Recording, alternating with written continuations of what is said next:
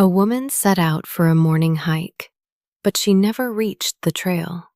Initially, investigators believed they were looking at a tragic mishap. However, as they delved deeper, the case captivated the entire nation because the unfolding narrative felt less like reality and more like a calculated psychological thriller. Once the twisted facts of this case finally surfaced, the sheer brutality left everyone paralyzed with shock. Ashley Mills was born on April 8, 1982, in Toronto, Canada. She grew up with 3 siblings in a wealthy household, supported by her father's successful career in the financial sector. From a young age, Ashley exhibited a creative spirit and decided to build her professional life around that passion. She first earned a university degree in Canada before moving to the United States to attend a prestigious art school. Upon returning home, Ashley launched a career in interior design. She operated her own business, specializing in staging homes for sale, and over time, she established herself as a successful entrepreneur in the field. Outside of her professional life, Ashley was an avid outdoorswoman who loved staying active through hiking, running, or skiing. Her family owned a private chalet at a luxury ski resort where she spent much of her free time on the slopes. It was during an event at that very resort that Ashley met a man named James. His family was equally affluent.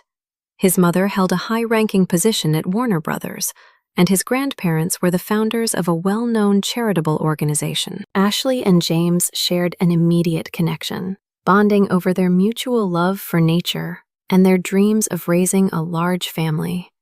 They married in 2012 and welcomed a son shortly thereafter, followed by a daughter 3 years later. While Ashley continued her work in design, James pursued his ambition of becoming a firefighter, eventually rising to the rank of captain. The family eventually relocated to the small town of Collingwood, a quiet community far from their relatives in Toronto. Though isolated from family, the area was nestled among national parks and lakes, allowing Ashley and James to immerse their children in the great outdoors. By 2023, their lives appeared full, stable, and enviable to anyone looking in. Their son was 9, and their daughter was 6. James was a respected figure in their tight-knit town due to his role as a fire captain, and he even took on extra work clearing snow, despite their financial security. Ashley had transitioned to a role at a local development firm. To the outside world, the family seemed to have a radiant and happy future ahead of them.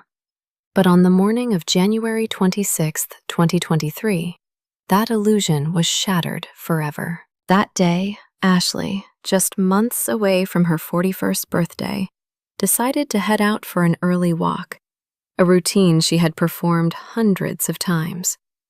She planned to hike the trails near the ski resort, and at approximately 5 a.m., she messaged her husband to say she was leaving. Roughly 1 hour later, a local man was driving along a desolate, snow-covered road near the ski slopes. Despite the darkness and a heavy snowstorm, a strange orange glow caught his eye, coming from beneath an embankment beside the road. Knowing there were no houses in the vicinity, he immediately felt a sense of dread. He pulled over and walked toward the ditch, where he discovered a vehicle completely consumed by a raging fire, prompting him to call emergency services immediately. Once the flames were extinguished, firefighters discovered a human body inside the wreckage.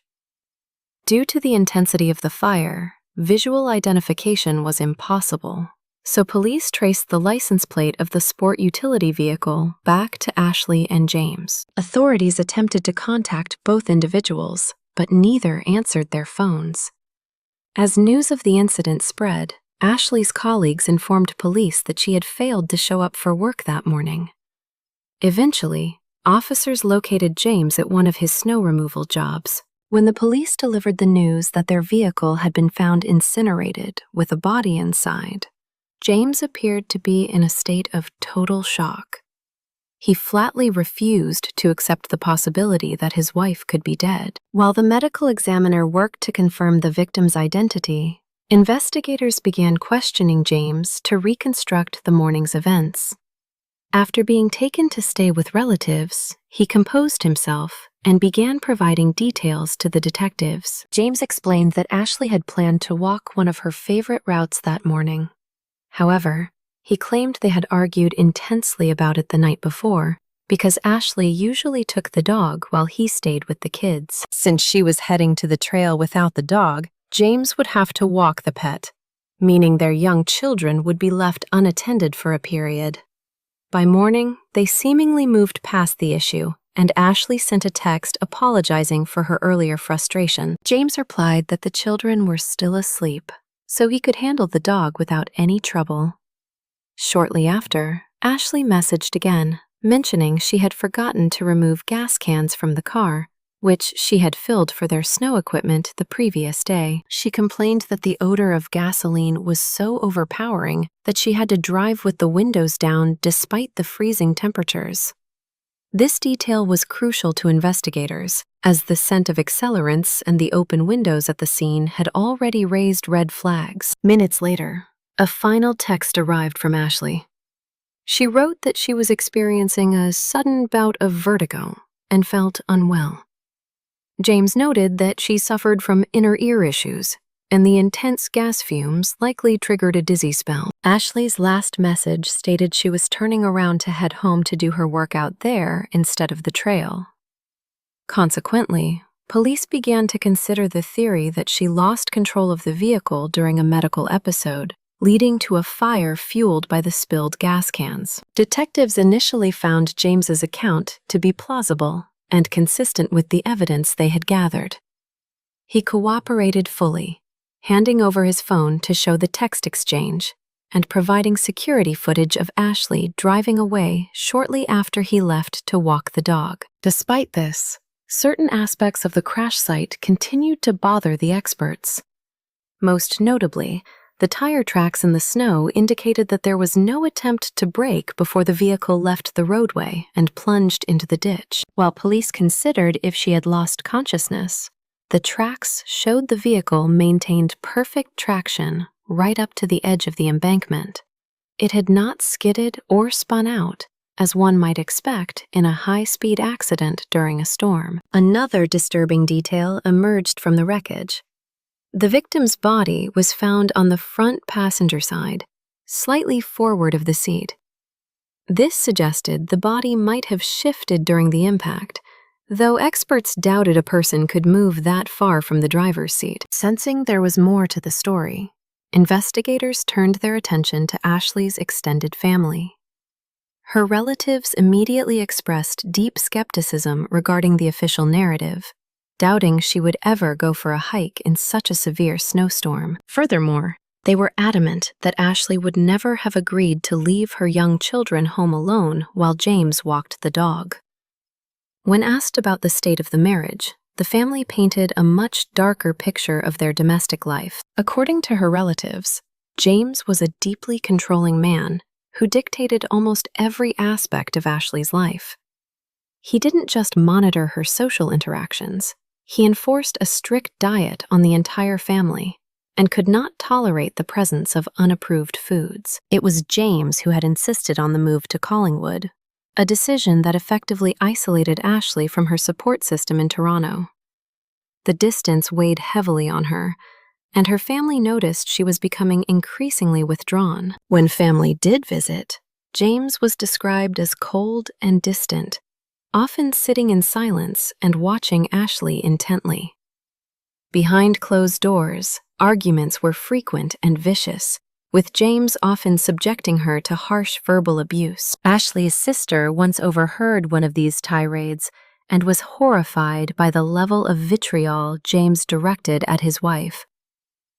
Over the years, the constant belittlement eroded the foundation of their marriage, until they were staying together solely for the sake of their children. However, detectives soon discovered that the tension reached a breaking point a year prior.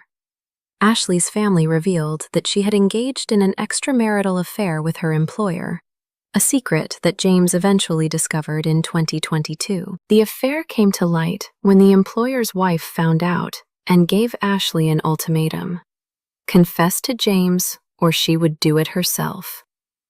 Ashley chose to tell him, and the revelation was met with predictable fury. Although they sought marriage counseling in an attempt to reconcile, the situation only worsened. James's need for control intensified. He installed surveillance cameras throughout their home and began obsessively monitoring Ashley's phone logs. Roughly 1 month before her death, Ashley confided in her family that the reconciliation efforts were failing. She admitted that if things did not improve immediately, she was going to move forward with a divorce. As police processed this new information, forensic experts found more clues at the crash site. They discovered boot prints in the fresh snow leading away from the driver's side door. Given that Ashley's body was found in the passenger seat, it became increasingly clear that someone else had been driving the vehicle and had simply walked away after the crash. Detectives were now convinced they were investigating a murder. James was the primary suspect, but his alibi remained a significant hurdle. Security footage showed him leaving the house to walk the dog just before Ashley supposedly drove off, making it seem impossible for him to have been at the crash site. Investigators brought James in for a second round of questioning and dropped the pretense of an accident.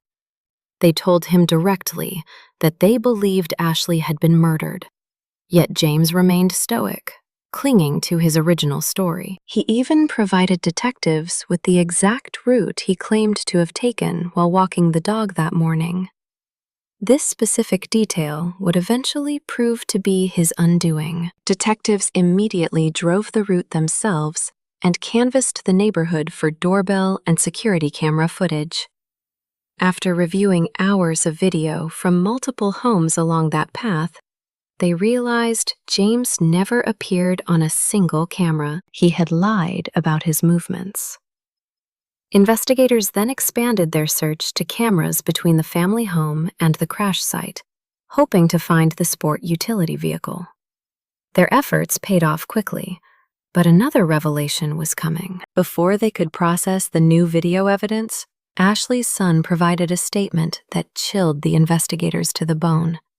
The young boy recalled waking up on the night of the incident to the sound of his parents arguing violently. When he entered their room to intervene, Ashley begged him to bring her a phone so she could call the police. Before the boy could help his mother, James ordered him to go back to his room and stay there. A few hours later, as dawn approached, the boy woke up again and found his father sitting alone in another room, weeping. When the child asked what was wrong, James was evasive, simply saying that his mother had gone for a walk. James then told the boy he was going to take the dog out and left the house. However, the child noticed a glaring inconsistency that stayed with him. The family dog was still inside the house when his father walked out the door. This testimony provided a grim framework for the detective's theory.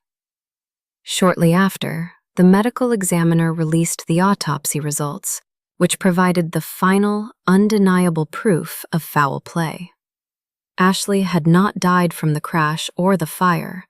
She had been strangled to death. The autopsy report served as the definitive confirmation investigators needed to classify the case as a homicide. Ashley's life had not been stolen by a tragic accident or a fire, but by the hands of someone who chose to silence her through strangulation. With the cause of death established, police meticulously reconstructed a timeline using surveillance footage, digital data, and witness accounts. The evidence began to paint a damning portrait of a man who had orchestrated his wife's demise with chilling precision. On the day before the murder, James visited his mother with a calculated request. He claimed he was planning a long, solitary hike the following morning and asked to borrow her vehicle so he could stage it at the trail's end for his return. His mother, unsuspecting of his true intentions, agreed to the favor. Security footage confirmed that James left her car in the parking lot of the ski resort that evening, effectively setting the stage for his elaborate and deceptive escape plan. Later that night, as their son would later recount to the police, a volatile argument erupted between the couple. Detectives believe that shortly after the young boy returned to his bedroom, James turned violent and strangled Ashley inside their home. In the early hours of the morning, James began the execution phase of his plan. While the outdoor camera captured him stepping out as if to walk the dog, the full, unedited footage revealed a very different story than the one he had shared. The complete recording showed that James returned inside just moments after his initial exit. Shortly after, Ashley's sport utility vehicle was seen pulling away from the residence, and though the driver's face was obscured, detectives were certain it was James. After the killing, James likely dressed Ashley's body in her hiking gear and positioned her in the passenger seat to mimic her routine. He then drove to a deserted ski club parking lot where he began dousing the interior of the vehicle with gasoline. A nearby surveillance camera captured the vehicle at the ski club, providing a silent witness to the grim preparations taking place inside. Ironically, it was Ashley herself who had filled the gas cans the day before, believing her husband needed the fuel for work. After saturating the car's interior while carefully avoiding the driver's seat, James drove toward a secluded stretch of road near the lake. He lowered the windows to ensure the fire would have plenty of oxygen once he ignited the accelerant. Upon reaching the designated spot, he steered the vehicle into the ditch and leaped from the moving car at the final moment. He then stood back and tossed a lighter into the gasoline-soaked cabin, causing the vehicle to erupt into an uncontrollable inferno. However, James made a critical error by leaving the lighter behind at the scene of the crime. Investigators recovered the device, and, despite the intensity of the fire, his initials were still clearly visible on the personalized gift, linking him directly to the arson. Following the act, James fled the scene on foot and ran toward the ski resort where he had previously staged his mother's car. Surveillance cameras along his path captured him jogging calmly down the road, masquerading as a man out for a morning run. Once he reached the vehicle, he drove back toward his neighborhood but avoided his own driveway to keep his return inconspicuous. He parked near a local school and walked the remaining distance home, unaware that his movements were being tracked by digital eyes. Detectives also debunked the alibi provided by the text messages sent from both phones that morning. Location data revealed that both Ashley's and James's devices were in the exact same location every time a message was sent, proving he had sent them himself. As the investigation progressed, more evidence emerged indicating that this was not a crime of passion, but a premeditated execution. Every action James took suggested he had been contemplating and planning this specific outcome for a significant amount of time. 5 days before the murder, James attended a social gathering and engaged a doctor in a deeply disturbing conversation. He brought up action movies and specifically asked if it was as easy to break a human neck in real life as it appeared on the screen. To detectives, this inquiry was a chilling indicator of his mindset and intent. He had likely expected the crash and fire to destroy all evidence of his crime, counting on a superficial investigation that would never look past the surface of the accident. A deep dive into his internet history revealed a calculated trail of digital breadcrumbs left behind by the suspect. For months, he had been researching the legalities of divorce and the division of marital assets, seeking a way out that didn't involve sharing his wealth. His searches eventually took a darker turn, focusing on how flares burn and whether deleted browser history could be recovered by authorities. It became clear that James decided to eliminate his wife to avoid the financial and personal costs of a legal separation. The investigation took one final, unexpected turn when police scrutinized James's private communications. They discovered that he had been leading a double life, engaged in a secret romantic affair of his own while monitoring his wife's every move. James had been seeing a woman named Alexandra, who happened to be the ex-wife of the man Ashley had been involved with. Their relationship began in late 2022, after Alexandra's own marriage collapsed due to the discovery of the infidelity. Just days before Ashley's death, James sent a message to Alexandra stating that he had finally made his decision He told her he was ready to do whatever was necessary to ensure their future happiness, though he left the specific method unsaid. With a mountain of evidence and a clear motive, authorities arrested James and charged him with first-degree murder. While he initially maintained his innocence, the weight of the prosecution's case eventually forced a change in his legal strategy. In July of 2024, James agreed to a plea deal that required a full and detailed confession of his crimes. In exchange for admitting to the murder, he would be granted the possibility of future parole instead of a mandatory life sentence without release. During his sentencing hearing, James offered a public apology to Ashley's grieving family members. He claimed that the memory of his actions would haunt him for the rest of his life, and acknowledged that he deserved the punishment the court was about to hand down. The judge sentenced him to life in prison with no eligibility for parole for at least 20 years.